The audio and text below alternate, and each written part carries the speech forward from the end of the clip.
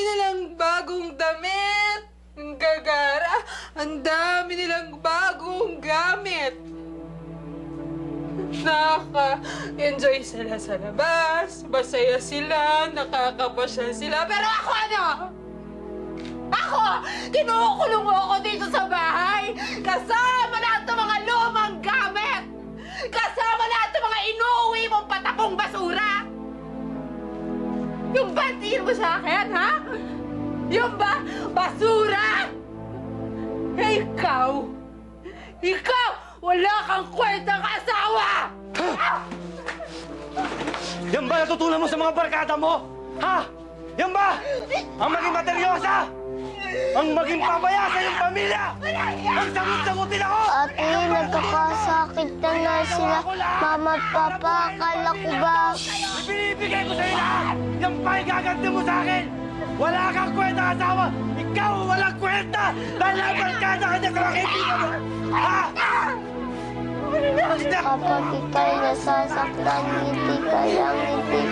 Kapag ika'y naiiyak, hindi ka lang. At kahit ano pa man ay hindi ka lang. Mama, saan po kayo pupunta? Dyan lang sa Tita Rose nyo, anak. Hihiram ako ng tsyok. Naubusan na kasi tayo ng tsyok, eh. May pagkain na dyan, kumain na kayo para pagbalik ko, gawin na natin yung leksyon nyo, ha? Opo. Ikaw na munang bahala sa kapatid mo. Pagkatapos niyan, magbihis na kayo, ha? Opo. Sige na.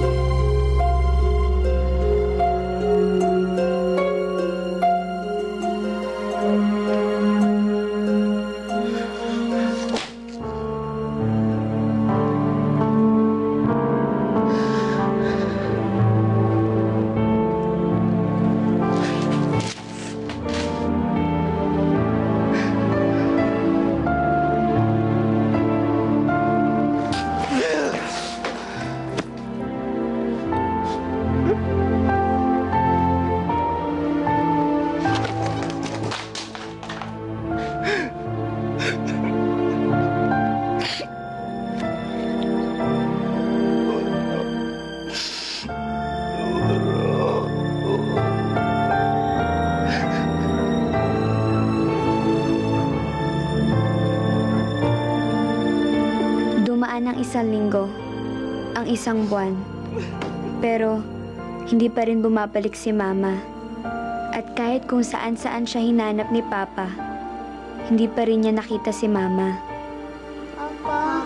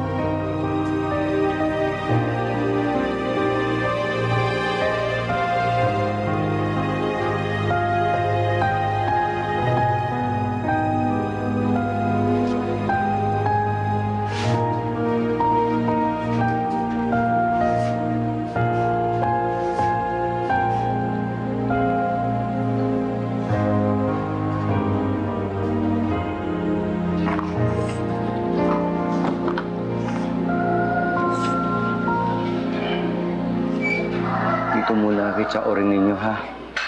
Magpupunta sa Maynila si Papa para magtrabaho. Huwag kayong mag-alala. Babalik naman ako eh. Magpapadala ako sa inyo. Yan din po ang sabi ni Mama. Babalik din po siya. Pero, nasaan na si Mama? Bakit ang tagal niya? Loy, kapag sinabi kong babalik ako, puto pa rin ko yun. Hindi ko kayo pababayaan, ha? Huwag ka na umiyak, Nana. Huwag ka na umiyak, Loy. Babalik si Papa. Sandali lang siya. Maglalaro tayo dito kasama ng mga pinsan natin. Tsaka, di natin mamalayan na nakabalik na ulit si Papa. Tsaka, pag mabait ka, pag hindi ka naiiyak, may premyo sa'yo si Papa. Gusto mo ba yun? Marami akong pasalubong sa'yo pagbalik ko, ha? Oh, ako nang bahala sa kapatid mo, ha? Napakabait kayo, ha? Ha? Huwag ka naiiyak, okay? Tuloy na si Papa, ha? Ate, mauna na ako. Oh, ito, chocolate. Di ba paborito mo to? Oh, ano pa tinutunga-tungangan yung dalawa dyan? Magsiliko nga kayo, ang dudumi nyo. Oy, Priscilla, Loy, siguro naman marunong kayo maligo mag-isa. Huwag nyo na akong pagurin para paliguan pa kayong dalawa, ha? Hindi po, marunong po kami. Marunong po kami. Ligpitin nyo na yung mga kalat na yan.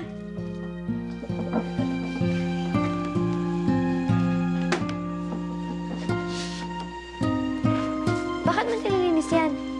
Baka kasi biglang dumating si Mama. Magalit siya pag nakita niya madumi. Ate, bakit ba umalis si Mama? Dahil ba makulit ako? Dahil ba matigas ang ulo ko? O dahil ayaw kong maligo? Hindi yun, Loy. Huwag mo na isipin yun. Umalis siya dahil nag-away sila ni Papa. Pero sigurado ako magkakabati din yun. Pag nahanap na ni Papa si Mama, ay di magkakasama-sama na ulit tayo. Paano mo naman alam na babalik si Papa? Siyempre, babalik si Papa, no? Di ba nga nakapagpadala siya? Nakapag-aral tayo. Tsaka di ba nakakausap natin siya sa telepono? Ba't si Mama? Di naman siya nagpapadala. Di natin siya nakakausap. Hindi ko din alam eh. Pero, ganito na lang ang gawin natin. Mag-aral tayo na mabuti. Di ba, yun naman ang gusto ni Mama? Malay mo, pag nabalitaan ni Mama na marami tayong awards at first honor tayo sa school, balikan niya tayo kasi matutuwa siya, di ba? Oo nga. Sige, ganun na lang yung gawin natin, ate. Alam mo, Loy, miss ko na rin si Mama. Pero huwag kang mag-alala, ha? Nandito naman si ate eh. Hindi kita pababayaan.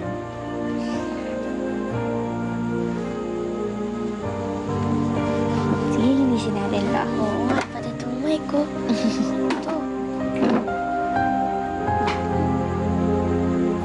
Papa! Papa! Papa!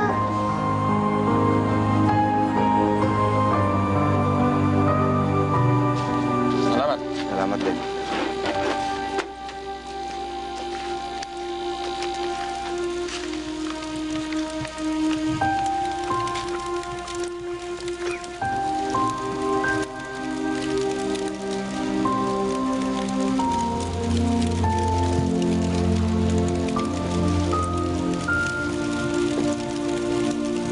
Ah! Papa, wag!